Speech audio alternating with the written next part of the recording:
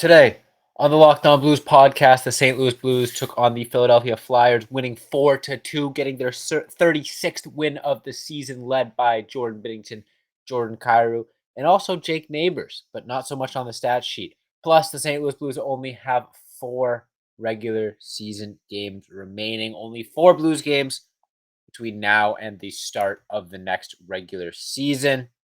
Talking about all of that and what it will take to be happy with these final 4 games.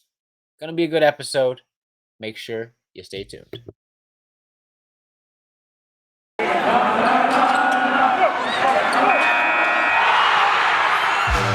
You're Locked On Blues, your daily podcast on the St. Louis Blues. Part of the Locked On Podcast Network, your team every day.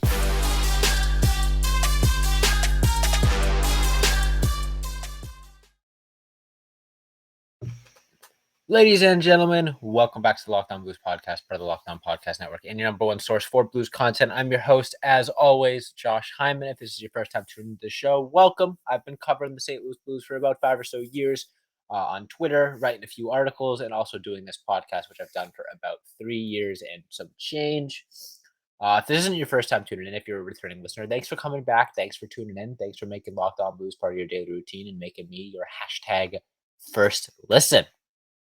Got a fun episode for you guys today. The Blues came away with another victory as they continue to play some of their best hockey of the season, beating the Philadelphia Flyers 4-2. I'm going to be talking about that game. Second segment, I'm going to be talking about some of the individual performances, specifically Jake Neighbours, as I've been very, very impressed with his play as of late. And then in the third and final segment, I'm going to take a bit of an overarching wide look on the Blues' final 4 games of the season, and they may be meaningless in the sense that the Blues don't have a chance of making the playoffs. However, there are some things that I would like to see in these 4 games that are just, that will leave me with not a sour taste in my mouth heading into the offseason, because like it or not, it's all we got for the Blues until the start of the next season. So before I get into any of that, though, let's talk about the game against Philly, against the Flyers. The Blues had a really good game all around. Starting off with Jordan Kyrou, getting his 37th goal of the year. He is racing towards 40. He would need 38, 39, 43 goals over his next 4 games in order to hit that 40-goal plateau. I'm not sure what the last time a Blues player to hit 40 is. I'm going to look that up during the ad break. But yeah, he's had a spectacular season, and I want to talk about Jordan Kyrou a little bit. I've seen a lot of criticism lately about Jordan Kyrou and his game defensively and his turnovers and this and that. First of all, he has 37 goals this year. He is the highest.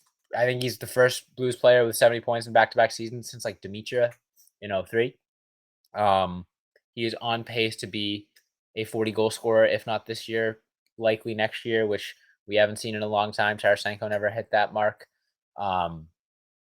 And he is incredibly skilled, and he is young. Does he leave a little bit to be desired on the defensive end? Absolutely.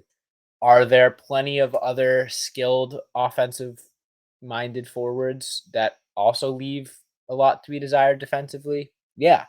I think there's a whole brand of players similar to Jordan Kyrou who are just offensive dynamos who don't provide the most offensively. Vladimir Tarasenko is a great example. Patrick Kane, David Pastrnak in Boston is on pace for an incredible season. He got maybe almost 60 goals, over 100 points. You can name so many guys that fit that mold. And yeah, it's frustrating. It would be great if every player was like Ryan O'Reilly winning defensive awards and also producing offensively, but that's not the case. And the Blues aren't paying Jordan Kyrou to be a spectacular two-way player. Could his effort on back checks be a little bit better? Yeah, definitely. But that's something I think has gotten better since Berube and him were barking at each other. I think his effort back checking in the game against Philly was pretty strong. I think he, made up for his lack of skill in the defensive zone through his effort. I think there were a couple plays that stood out to me. Where Jordan Kyrou was in the right position, or he was the first guy back, or he was busting his tail to get back in the defensive zone. And with his speed, he has the potential to be a plus defensive player just due to the fact that he can get back into the defensive zone a lot more quickly than some other teams' forwards. So that's a valuable asset I think he can work on as he develops as a player. It's not something I think he needs to, necessarily improve overnight, but I think it's something that comes with experience and, comes with maturity for him. And I think that's something we will see down the line. In terms of the turnovers, I'm not too worried about that. When you have someone who has the puck on their stick as much as Jordan Cairo, there are going to be a lot of turnovers. Um, it's not the end of the world. I think he's been a spectacular player this year. He's one of the most exciting offensive talents the Blues have had since Vladimir Tarasenko, was coming up as a rookie. Obviously, his career was a little bit derailed because of injuries, but Jordan Kyrou looks to be the second coming of that in the sense that, he's going to score you a ton of goals. He's going to frustrate some fans here and there, whether it be lack of effort in the defensive end or lack of ability in the defensive end. But at the end of the day, he's going to score you a ton of goals. And, you know, that's pretty obvious as he gets the opening goal in this game against Philly. Now, in this upcoming second segment, I'm going to continue to talk about this game against the Philadelphia Flyers, talk about some more individual performances. Before I get into that, I want to tell you guys about today's sponsor. When you're drafting your fantasy team, do you ever wish you could handpick the best stars for your business team? If you're building your talent roster, you need Indeed. Indeed is the hiring platform where you can attract, interview, and hire all in one place. Don't spend hours on multiple job sites looking for candidates with the right skills when you can do it all with Indeed. Find top talent fast with Indeed's suite of powerful hiring tools like matching, assessments, and even virtual interviews. Hate waiting. Indeed's US data shows over 80% of Indeed employers find quality candidates whose resume on Indeed matches their job description the moment they sponsor a job. Candidates you invite to apply through Instant Match are 3 times more likely to apply to your job than candidates who see it only in search, according to US Indeed data. With Indeed matching, as soon as you sponsor a post, you get a short list of quality candidates whose resumes on Indeed match your job description, hiring at warp speed. Indeed knows when you're growing your business. That's why with Indeed, you only pay for quality applications that match your must-have job requirements. Visit Indeed.com/lockedon to start hiring now. Indeed.com/lockedon. Terms and conditions apply. Cost per application pricing not available for everyone. Need to hire? You need Indeed. And I'll be right back with the second half of today's episode.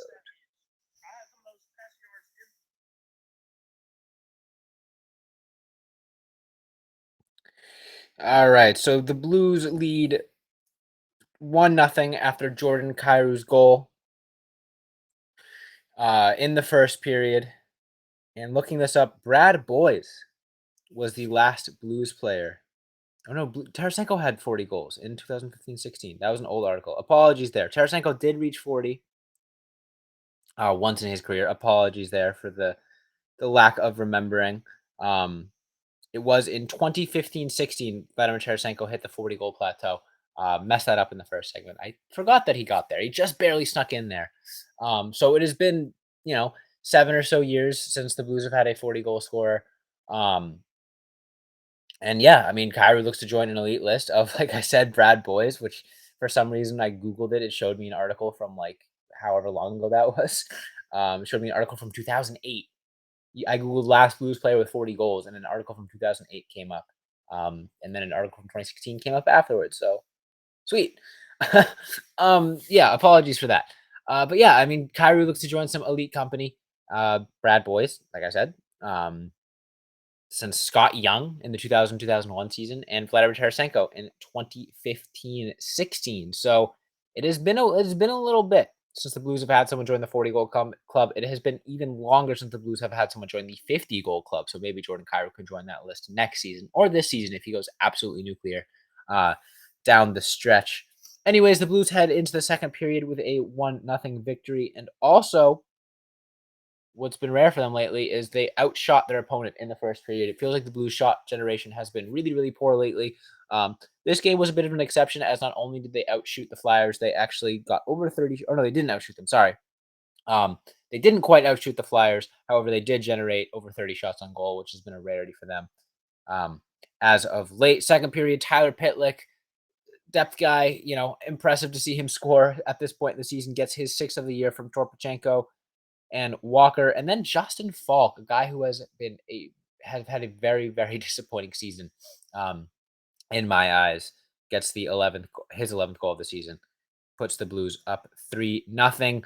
Third period was a little bit scary as JVR got the Flyers to within 2 before Morgan Frost, a little bit more than half of the period, got the Flyers to within 1. The Flyers came this close to scoring a shorthanded goal to tie it up, but Jordan Binnington made a good save, had some funny comments about it afterwards. Binnington had a great game. I'll talk about that a little bit when I get into the individual performances. And then Toropchenko got himself his 9th of the year with the empty netter from Schenn and Faulk. 3 stars of the game. Jordan Binnington at number 1, 34 shots against, 32 saves for a 941 save percentage. Justin Faulk, a goal and an assist, was a +3 on the night in 21 minutes of ice time. And the third star is Jordan Kyrou. So let's get into some individual performances in this game. I think Justin Faulk had one of his stronger games of the year. He has had a really significantly down year with the St. Louis Blues. In the past, I think he was the Blues' best defenseman, especially last year when Parayko was struggling. This year, however, Faulk has really struggled, um, whether it be just defensive play or lack of offensive production. It just isn't quite the Justin Faulk that we're used to. And that's been frustrating, especially considering he is one of multiple guys who's on a long-term contract. And if this is the norm for Justin Faulk moving forward, then that's definitely a little bit of a worry. Hopefully he can snap out of it, get himself right over the offseason and come in next season with a return to form. If he is able to play at the level that he played at last season and a little bit in this game against Philly, I think he had a strong game. And Colton Parayko is able to play at the level that he'd been playing over the last few weeks and, playing really consistently good hockey. The Blues defense is going to be a decent bit better than they were this season, which isn't saying much. But yeah, I mean, that's definitely something I'm looking for. But Justin Faulk had a solid game. Another guy who had a really, really good game was Jordan Binnington. Binnington has faced a lot of shots on goal in his last few starts, and this one was no different, facing 34 shots, making 32 saves, and making some really big saves as well. He really allowed the Blues to run away with it in the first 2 periods. The Flyers did a good job of hanging with St. Louis. They fell 6 shots behind, 3 less shots in the first period, 3 less shots in the second, but they had some good scoring opportunities. And Jordan Binnington was a big reason why they didn't convert on them. And then in that third period, the Flyers got 18 shots on goal. Obviously, it led to 2 goals. Neither of them were really Jordan Binnington's fault. And then, obviously that shorthanded opportunity at the end, I was just holding my breath, covering my eyes, expecting that to go in classic Blues fashion. But Binnington stood tall. He had a really, really solid game, and continues to give me encouragement that he can be the starting goalie on a playoff caliber team, a contending team. Obviously, we don't need to really know that. He won a Stanley Cup with the St. Louis Blues. It's not like, it's a mystery of whether or not he can perform at that level. It's just about getting back there and the team sort of supporting him. But he continues to show signs that he still is capable of playing at that level. It's just a matter of the team supporting him. And I think the Blues had a really, really solid team game all around against Philly. Philly's obviously not having the best year. 29, 35, and 13. Their defense was atrocious, as we saw. But, they're still maybe just a slight tier below the St. Louis Blues. So it's nice to see them compete against that team and beat a team who they should beat handedly, as they did. Another guy that I really want to talk about and dedicate the rest of this segment to is Jake Neighbours. Jake Neighbours has blown me away these last few weeks with his play. He kind of reminds me of early career Jordan Kyrou and Robert Thomas, where he's making the right plays. It's just the stat sheet isn't quite reflecting it. Obviously, he has a couple goals, couple assists lately, but I think watching the games, the eye test, he looks even better than the stat sheet shows. He has a great hockey IQ. He's a spectacular passer. And I think if he gets put, obviously he was in that top 6, off and on, but if he consistently gets on a line with, solid forwards next season, I think he can rack up 40 plus assists, 50 assists even. Just his passing ability is spectacular. He makes the best reads. It's really a pleasure watching him play. And then the other area, his physicality and his grittiness has been so encouraging. He has been throwing some monster hits lately, which is obviously just fun to watch, but also like heck yeah, we need that sort of mentality. We need that energy. It seems like the Blues have been flat, and playing with a lack of passion for a good while now, and he is definitely going against the grain in that sense. I saw a lot of people say like, "Oh, he should be the next captain," and like, obviously no, but he has that mold. He plays like a veteran out there. He earns the respect of his teammates. There was a lot of guys talking after the game about how they were impressed with Jake Neighbours and his physicality and stuff like that. And he's throwing some hits and he's making the other team want to drop the gloves. And he's like, "Nah, that's a clean hit," And it's a breath of fresh air watching Jake Neighbours play for sure. I don't think I expected this out of him. I think his playmaking. And his hockey IQ were two of the biggest things coming out of the draft. Obviously, he was known as a hard-nosed player, but I didn't expect to see this out of him. Um, I'm really excited to see what he could do next year. He reminds me a lot of Braden Shen in his play style, so I would love to see those two on a line consistently, either down the stretch of the season or next season, just because I think their play styles complement each other very well. They're two very physical players that also have great offensive instincts and can play good defense as well. So shout out to Jake Neighbours for that. In this upcoming third and final segment, I'm going to be looking over the final 4 games of the season and what would make those 4 games a success. So make sure you stay tuned for that. But before I get into that, I want to tell you guys about FanDuel Sportsbook. The NBA playoffs are almost here, and now is the perfect time to download FanDuel, which is America's #1 sportsbook, because new customers get a no sweat first bet up to $1,000. That's bonus bets back if your first bet doesn't win. Just download the FanDuel Sportsbook app. It is safe, secure, and super easy to use. Then you can bet on everything from money line to point scorers and even threes drained. Plus, FanDuel even lets you combine your bets for a chance at a bigger payout with a same game parlay. So don't miss the chance to get your no sweat first bet up to $1,000 in bonus bets when you go to fanduel.com/lockedon. That is fanduel.com/lockedon to learn more. Make every moment more with FanDuel, an official sports betting partner of the NBA. And I'll be right back to wrap up today's episode. Alrighty, one final segment on today's episode, and I'm going to be looking over the next 4 games and the final 4 games for the St. Louis Blues. Their next matchup happens tomorrow night against the New York Rangers, who are a very good team, 45, 21, and 11. After that, they take on the Minnesota Wild, third in the Central, 44, 23, and 10. And then after that, they have a home and home against the Dallas Stars Wednesday and Thursday, back to back.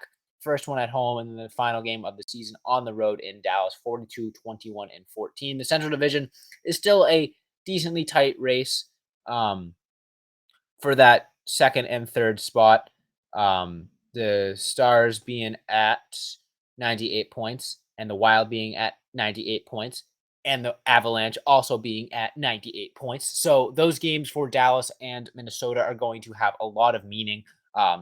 This #1 spot is still up for grabs, as is the 2 and 3. So any 3 of those teams can finish in any order. So you expect them to come out playing with playoff intensity. And the Blues have an opportunity to do something that they're usually on the other end of and play spoiler.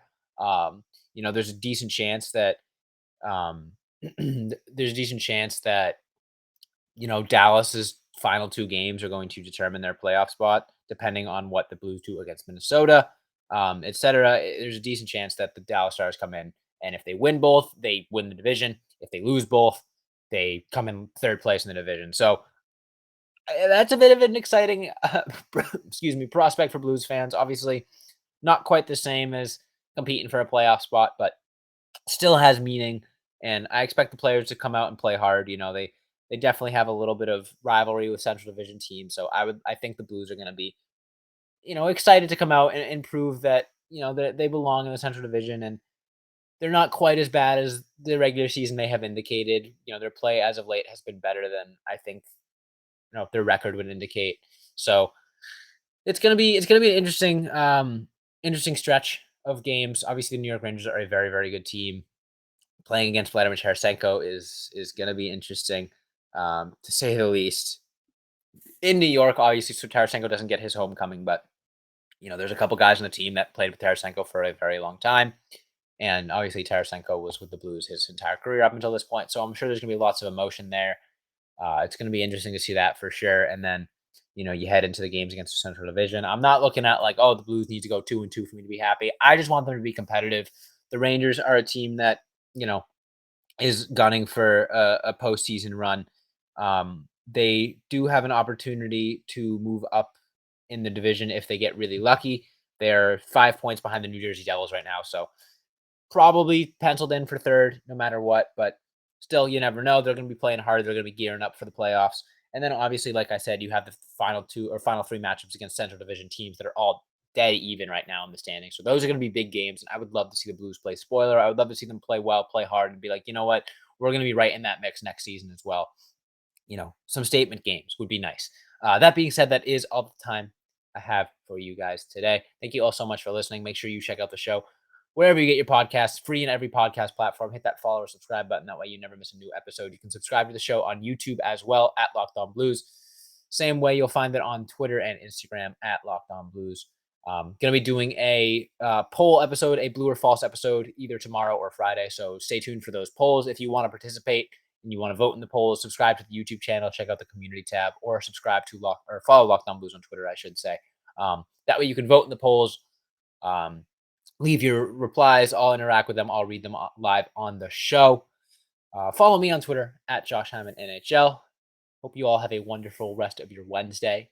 Thank you so much for listening. And as always, let's go Blues.